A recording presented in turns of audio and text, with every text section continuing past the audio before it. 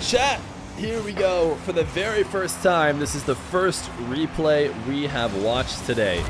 We are going to be watching, and maybe you'll know now, or you probably saw it in the title of the video, but the players who scored the most goals per game in the RLCS Fall Major. Right now, we're going to go over the top three, so this is number 3, and if you haven't already realized, it's Seiko. Seiko from Team Endpoint is the number 3 goal scorer at the RLCS Fall Major. This is just one of the games in which he had the most goals that I could find. So we're going to watch him play. It's a game against G2. This is a third-day Swiss matchup between Endpoint and G2. Both of them fighting for their tournament lives here, as they are 2-2 and need to win this match to qualify for the brackets, the single elimination bracket after the Swiss. And we're watching from Seiko's perspective because Seiko had a good tournament. We were talking about Seiko a little bit when we definitely didn't mess anything up and we had everything correct the first time around. But Seiko has had a lot of pressure on him to be a top player because him and Endpoint did so well in the regionals coming up to the event. Endpoint winning 2 of those regionals, coming in as the #1 seed for EU. And I think Seiko, held up his end of the deal. I think he played on LAN as well as everybody expected from him from his online play.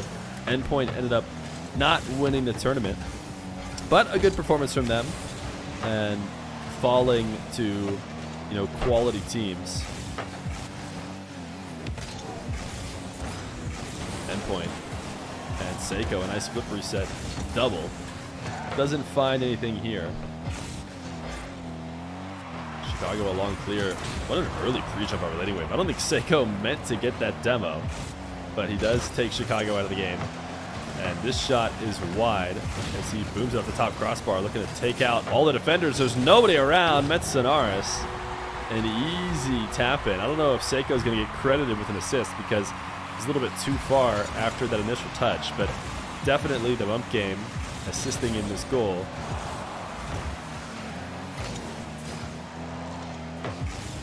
Seiko on the back wall. Relating wave. Sending it clear all the way out to midfield. Not a lot of pressure on the way back. We saw Seiko being very willing to play on low boost at times in these matches. He's going to pick up 100 right in time to send Chicago off the map yet again. Halfway through the game, Endpoint and G2 all tied up.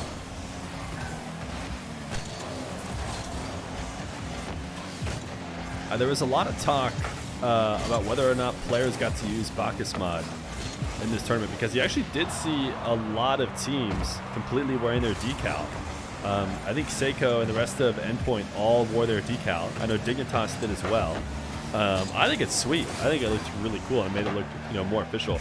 But apparently they had the ability to play with Bacchus mod potentially at the major. So some of these guys might not be on their screen wearing these RLCS decals, but I don't know why they're not. I think they're sweet, especially the Endpoint one. They have a good one.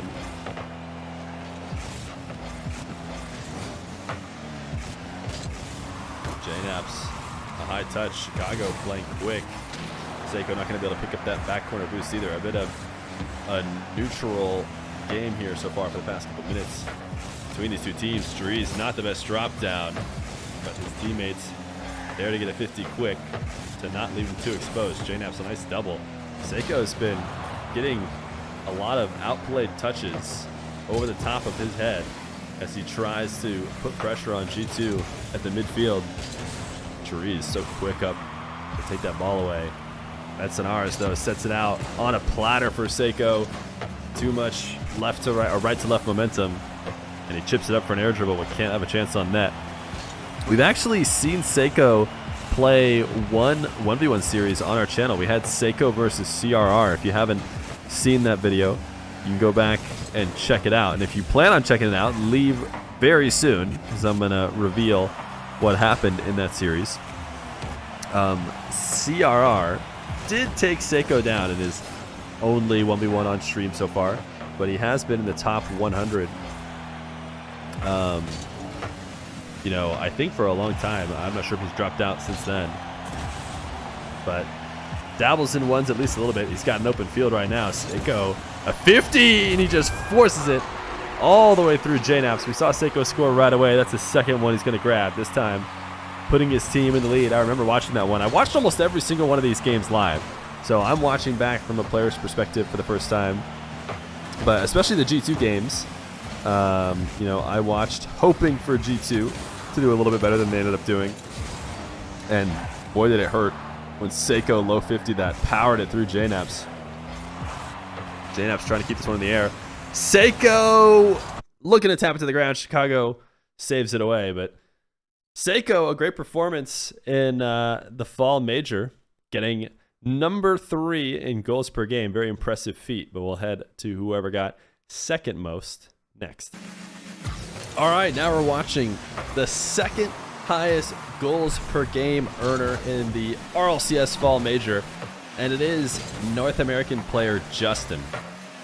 Justin had a great tournament, and I feel like he's starting to become a bit of a LAN player. I mean, I know that people haven't really forgot about him online, but you hear people talk about Garrett G more often, and you know, maybe even a little bit of Squishy, but Justin on LAN is just something else. I feel like he has a way of willing NRG deep into the tournament when it matters most. This time, willing them after a really tough start into the playoffs and then all the way to the grand final.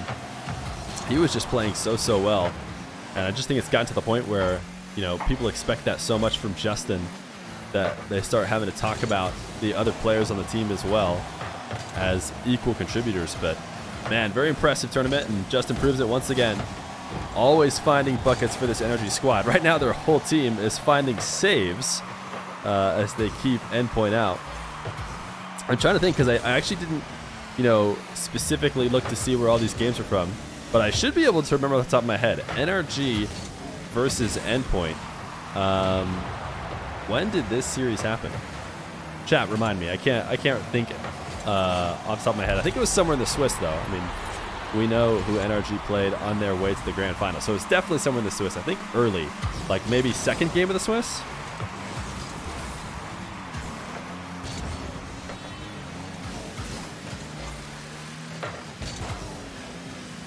Endpoint scoring first. Justin picking up this 100 boost with anyway to Seiko, who's going to be forced to play into defense, and a great read on what was a late touch by Seiko, but Justin does well to cover it, not get outplayed. Squishy, what a tight angle shot. Tie game for NRG and endpoint.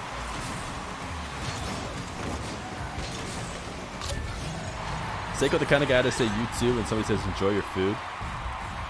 It's always pink decals that peak. Does Justin wear a lot of pink decals? Maybe it's just Justin that pinks. Justin, a nice fake. A 50 over the leading wave, dropping it right in front of the net. Garrett G had a bit of a field side flip or something.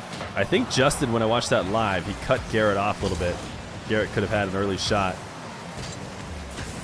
Justin's pre-flip doesn't work out too well there. Leaves endpoint with a great shot opportunity that really all came from a challenge that wasn't much of a challenge.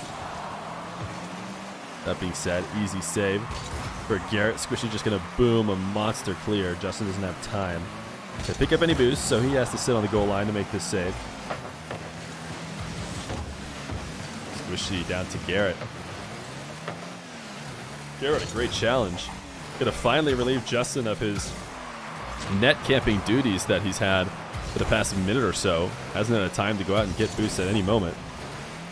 But this booming clear, he's hoping was going to pick him up some boosts, but they don't spawn well for him. He's going to have to play D with nothing. A nice save. He misses on the 50, but doesn't really need to get it, as his teammates are there to clear it away. But man, Justin has been playing on no boost for so long. He has not been able to pick up anything. He's going to camp out in the corner to finally pick up 100. Justin has been kept at bay, but now he's back on offense. Not the best of first couple touches from him, but he resets at midfield. That's an RS. Man, nobody can get it past Justin, even when it seems like he's going up for a bad challenge at a really tough angle. Justin finds the way to at least get a little bit of a clip on it, and that's a great 50 by Garrett. Putting NRG back on offense.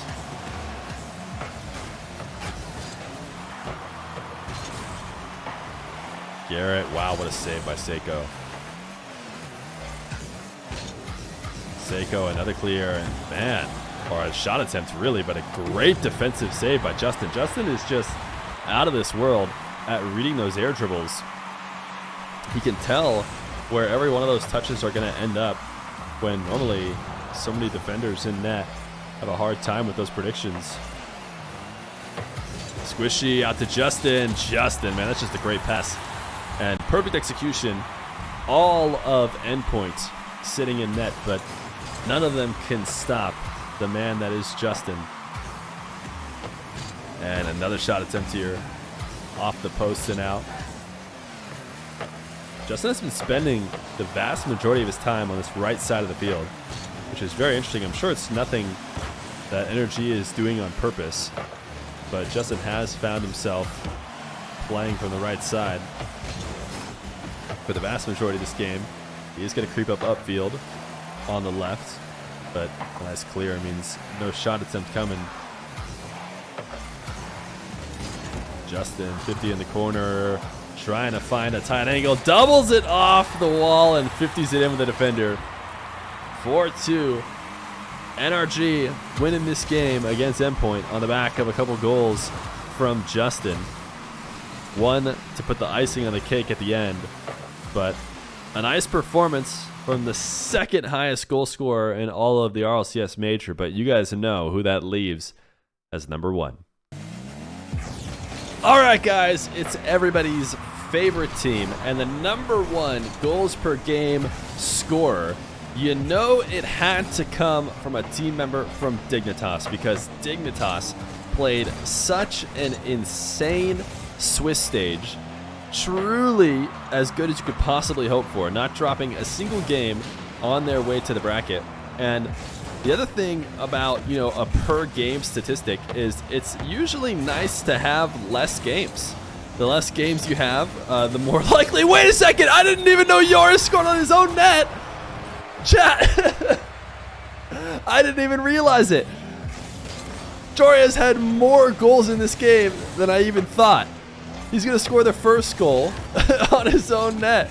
That one doesn't go to his stats, no, unfortunately, but it absolutely should. And that one is honestly not going to his stats either, but a great fake and an assist to apparently Jack, as apparently Jack slams in the first goal. But this game, for I believe, was not from the Dignitas Semper match. That was day number 4. I think it was a Swiss stage, because they did play Semper twice. And this one was the earliest game of the 3 replays that I found. But, man, Choria is coming off hot. If you haven't already realized, by the way, the Dignitas team member who did score the most goals per game is Choria's. Apparently Jack, Scrub, and Choria's, and the rest of Dignitas giving a lot of content coming up into the RLCS Major, and obviously us 1v1 fans are excited to see this team do well. Specifically, I mean, all of them. I was going to say specifically anyone, but so many of I mean, Scrub for his 1v1, you know, legend status, and then Jack and Joyas for both being, you know, maybe the top 2 EU 1v1ers in the game right now. Showing that it can be done in the 3v3 arena as well. Joyas has a wild goal participation. Yeah, goal participation is crazy as he scores in a nice double. But that is a good way to, you know, quantify how useful a player is, especially that last assist that Joyas got. It's not going to count as one of his goals, but this is going to count as one of his goals. His flip reset to the net. I mean, he scored every goal in this game. When you really think about it, he made a great outplay to score the first goal for Dig, even though he didn't score it. And then the only goal against him was because he shot in his own net. That one was maybe arguable. I think that one was because of a pinch, and Julius didn't slam it into his own net. But that's only one of the 5 goals not scored by him so far. He had truly a great event. And a lot of people were saying that he should have been named the MVP of the event, even though Dignitas losing out in the quarters. But they played so well coming up into that. And it's just such a bummer for them to go up against a team like Semper. Very, very good team. EU has some precedence of having 3-2 teams beat 3-0 teams, as Julius just casually triple taps all the way to the net.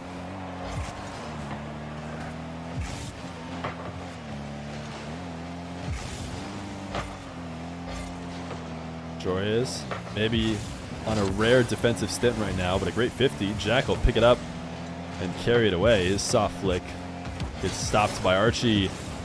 Julius a high pop. No way he's going to be able to score this one, though. Scrub's going to help try, and now apparently Jack stuck on defense alone, and they're going to have a tough time getting that save. It was a little bit too slow of an attack for Semper. They needed to take advantage of that fact that everybody was on retreat. 2.31 goal contributions per game is just dumb. Yeah, Julius is crazy.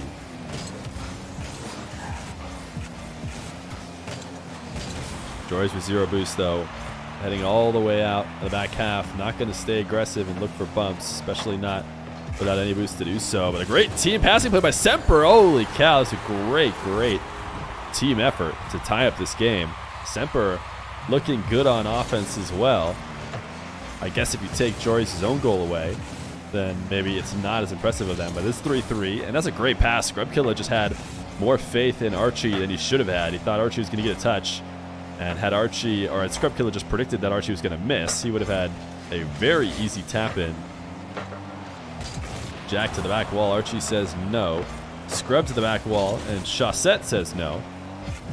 So now Julius gonna have to go all alone. You see Semper playing really physical with Julius. Whenever he gets on the offense, you cannot leave Julius by himself and able to get multiple touches in a row. And Semper knows it. If they can't get to the ball, they should at least get to his car. A bomb from Archie. Jack on the back wall. Julius does not need to go up. So he will camp in net. Not the best of touches. He does lose it right down to Chaussette, but his team handles it well. He's going to stay out by midfield. Don't need 2 defenders just sitting in the net. You might as well pick up that midfield boost, because control the midfield boost will frequently get your team out of a tough spot. If you can take all the midfield boosts, as Julius scores. I forgot this one was Jack's. I mean, if we're talking about sharing credit, that was a good shot, but it was secured by a great bump by apparently Jack, just slamming Archie, I think it was, out of the play to secure Julius' goal. Great team synergy, but it'll be overtime. I remember this game now. I'm remembering all these games because I watched the majority of them. But that top corner snipe on the clear by Archie. And it's OT for Dig versus Semper. It's in the Swiss stage, though, so you know how it must go. I think everybody was shocked that Dignitas ended up losing. I think, everyone was expecting a Dignitas win after the way they played in the Swiss. Julius down to Jack.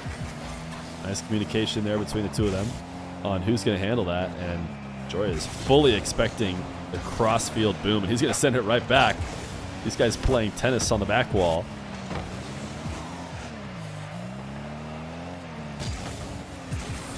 Julius, I'm surprised he went for a shot there.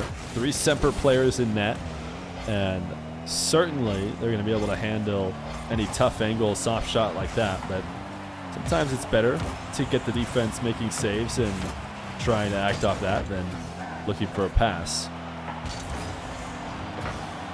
Scrub, nice low 50. Right in front of the net to clear it away. Jack, he wins the race with Archie. And Scrub looking for Julius. Not going to happen. Another 50 is going to force a nice save from Jack, but you see Julius prepping upfield. He knows where the clear is going. He bombs one on net. and 2 Semper defenders just barely cleared away. I did not realize I picked an overtime game. As far as I can tell, I just picked the highest scoring game for Julius, and I didn't even realize it included the own goal. It's definitely the highest scoring game when you include the own goal.